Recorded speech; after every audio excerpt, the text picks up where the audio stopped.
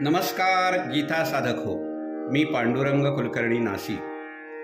माझे गुरुमित्र डॉक्टर श्रीकांत आवटी यांनी जो ज्ञानयज्ञ सुरू केलेला आहे, गीतामृत नावाचा जो ज्ञानयज्ञ सुरू केलेला आहे, त्यासाठी माझी जी ही विवेचनाची मालिका सुरू आहे प्रत्येक रविवारी, त्यातलं हे आजच्या रविवारचं पुष्प मी सादर करत आहे.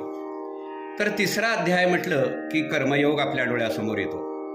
अर्जुनाला विविध प्रकारे भगवंतानी समजावून सांगितलं की तू तुझं कर्म व्यवस्थित कर.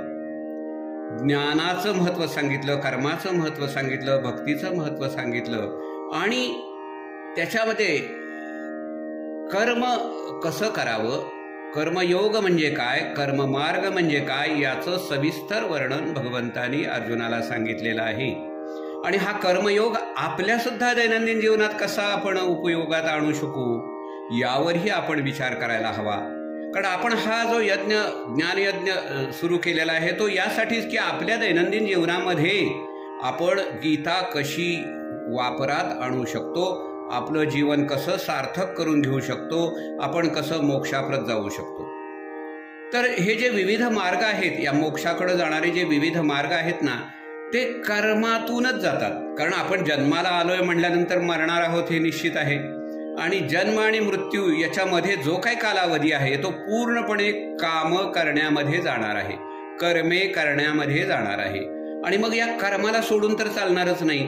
मग कर्म तर केलंच पाहिजे, ते सुटत नाही. तर मग ते जर आपण कुशलतेनं केलं, प्रावीण्यानं केलं, उत्कृष्टपणे केलं आणि त्याचं कर्ते पण जर आपल्याकडं नाही घेतलं तर त्या कर्माचं सोनं झाल्याशिवाय राहणार नाही. आपल्या दैनंदिन भाषेमध्ये आपण बोलतो आहोत, त्या कर्माचं सार्थक झाल्याशिवाय राहणार नाही. कारण जर आपण त्या कर्माचं कर्तेपणच आपल्याकडं घेत नाही, जे काही आपण कर्म करतो आहोत ते परमेश्वराप्रती अर्पण करत आहोत, म्हणजे आपण त्या कर्माचा कर्ता नाहीये. त्यामुळं त्या कर्माचं जे काय फळ आहे ते सुद्धा आपल्याकडं मिळणार नाहीच आहे, ते परमेश्वराला जाईल. कारण परमेश्वरासाठी आपण ते कर्म करतो आहोत, परमेश्वराला अर्पण करत आहोत. म्हणजे जर कर्मच आपण परमेश्वराला अर्पण केलं तर त्या कर्माचं फळ सुद्धा परमेश्वरालाच जाणार आहे. आणि मग त्या फळाचं रूपांतर प्रसादामध्ये करून परमेश्वर आपल्याला तो प्रसाद अर्पण करतो, आपल्याला देतो. आणि तो प्रसाद आपण तुल्य मानून सात्विकतेनं घेतो आणि आपला उदरनिर्वाह करतो, आपलं जीवन जगतो.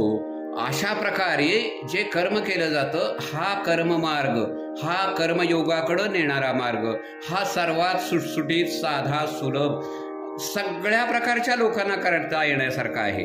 म्हणून या कर्मा हा एक प्रशस्त कर्म आहे, अगदी हायवे कसा असतो. अन्यथा हे जे बाकीचे आहेत ना, ज्ञानयोग आहे.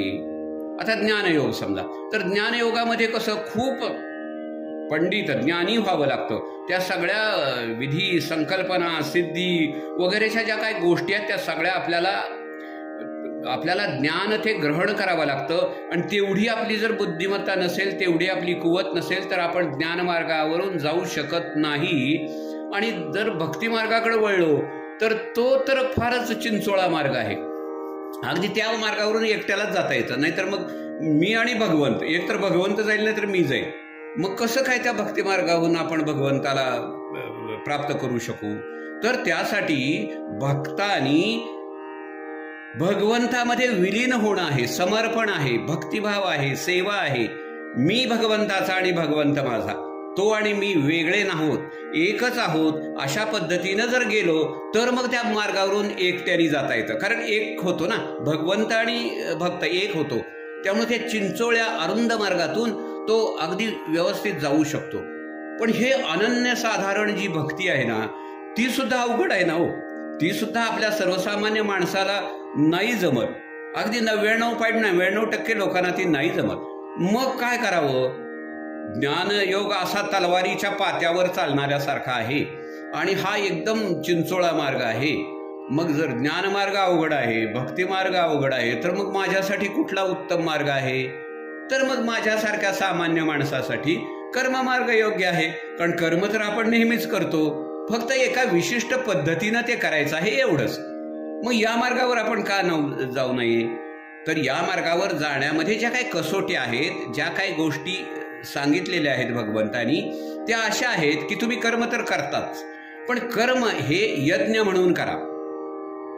म्हणजे मी माझ्या कर्माच्या आहुती त्या यज्ञामध्ये समर्पित करीत आहे. माझं कर्म परमेश्वराला समर्पित करीत आहे. ते माझं नाहीच आहे, ते परमेश्वराला दिलं म्हणजे त्या कर्माचं फळ सुद्धा परमेश्वरालाच दिलं गेलं. मग त्या फळाचं प्रसाद रूपानं आपण नंतर सेवन करावं. प्रजापतींनी सृष्टीची निर्मिती केली त्यावेळेला हेच गृहीत धरलं होतं की देवता आणि मनुष्य यांचं जे निर्माण झालं त्यावेळेला यांनी एक यज्ञ करून देवदेवता प्रसन्न होतील आणि मग त्यांच्या प्रसादातून मनुष्य जातीनं आपला सगळा उदरनिर्वाह करावा, यज्ञ समजून सर्व कार्य करावं. आपण जेवताना सुद्धा म्हणतो बघा, जेवण हे काय आहे? यज्ञ आहे. उदरभरण हे जाणीजे यज्ञ कर्म. यज्ञ आहे. उदरभरण करण्याचं काम म्हणजे तो यज्ञ नाही, तो त्याचा प्रसाद होत नाही.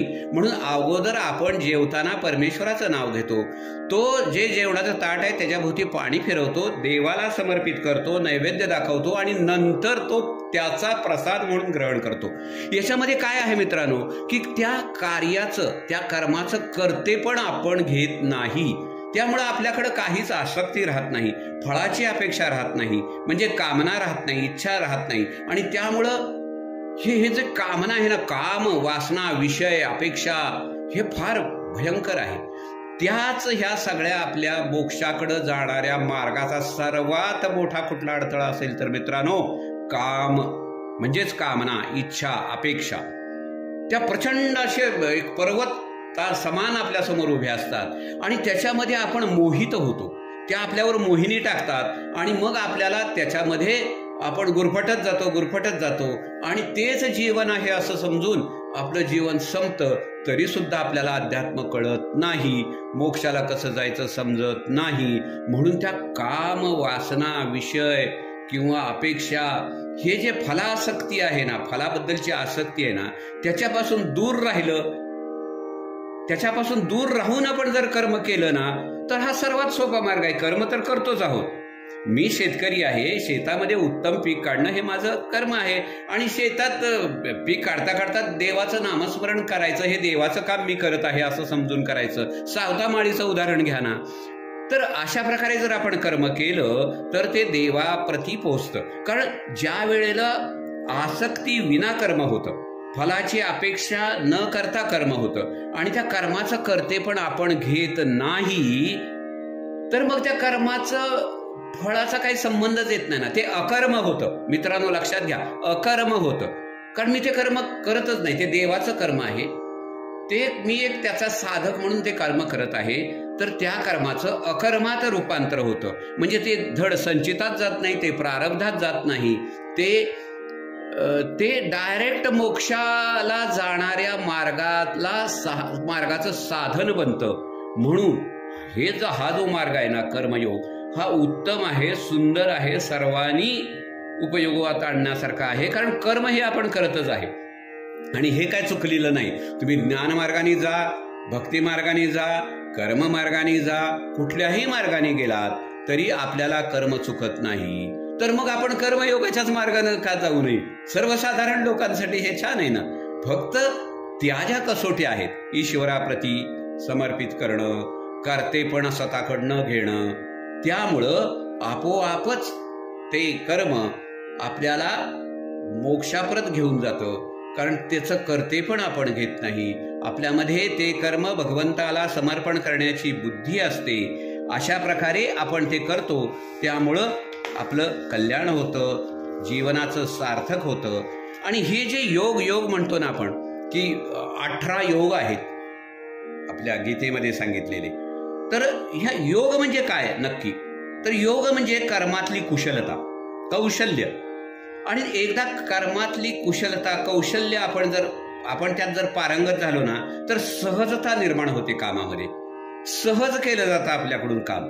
आणि हे जे सहजपणे काम केलं जातं ना, ते आपण ठरवून करतच नाही, आपोआप होतं. आता बघा ना, सूर्य उगवतो, सूर्य उगवतो, सूर्य असं ठरवतो का की आता मी उगवणार आहे, आता मी चला उगवून झालं, आता मी प्रकाश पाडतो आणि सर्वांचं नाही. सूर्य उगवतो म्हणजेच प्रकाश पडतो, म्हणजे सूर्य आणि प्रकाश वेगळा नाहीच आहे.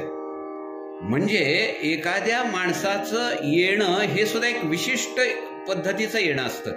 तर अशा प्रकारचं कर्म झालं पाहिजे. म्हणजे तो सूर्य कर्म करतो हे सूर्यालाच माहिती नाही, तो येतो म्हणजेच कर्म होतं. तर अशा प्रकारची जी सहजता आहे, किंवा आपण सायकलचं उदाहरण घेऊ. सायकल शिकतो आपण, तर सायकल शिकत असताना किती आपण कॉन्शियस असतो की इकडं नको तिकडं नको, समोरून माणूस आला की लगे इकडं वळ तिकडं वळ, अगदी अलर्ट असतो.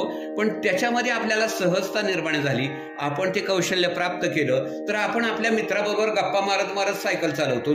सायकल चालवण्याकडे विशेष आपलं लक्ष नसतं, पण गप्पामध्ये पूर्ण लक्ष असतं, तरी पण सायकल चालत असते, म्हणजे ते अकर्म झालं. तर अशा प्रकारची जी सहजता, कुशलता आपल्या प्रत्येक कर्मामध्ये उतरली पाहिजे, तर ते कर्म अकर्म होतं आणि ते मोक्षाप्रत घेऊन जाण्यास उपयोगी पडतं. म्हणून अशा प्रकारे आपण त्या कर्मयोगाचा उपयोग करून घेतला पाहिजे. आणि सर्वात महत्त्वाचं म्हणजे जो अहंकार आहे ना, म्हणजे मी पण करतेपणा न घेणं म्हणजेच अहंकार सोडणं. अहंकार म्हणजे काय? मी केलं मी केलं मी केलं, माझी स्तुती कुणीतरी केली पाहिजे, माझं कौतुक कुणीतरी केलं पाहिजे, ही अपेक्षा ठेवायची नाही. म्हणजेच करतेपणा घ्यायचा नाही, म्हणजेच अहंकार आपोआप कळून पडतो. कारण अहंकार सोडणं हे फार महत्वाचं आहे, तरच आपल्याला कर्मयोगाचा लाभ होऊ शकतो. अशा प्रकारे आपण कर्म करत राहूयात, सहजतेनं करत राहूयात, कुशलतेनं करत राहूयात, कौशल्यपूर्ण पद्धतीनं करत राहूयात.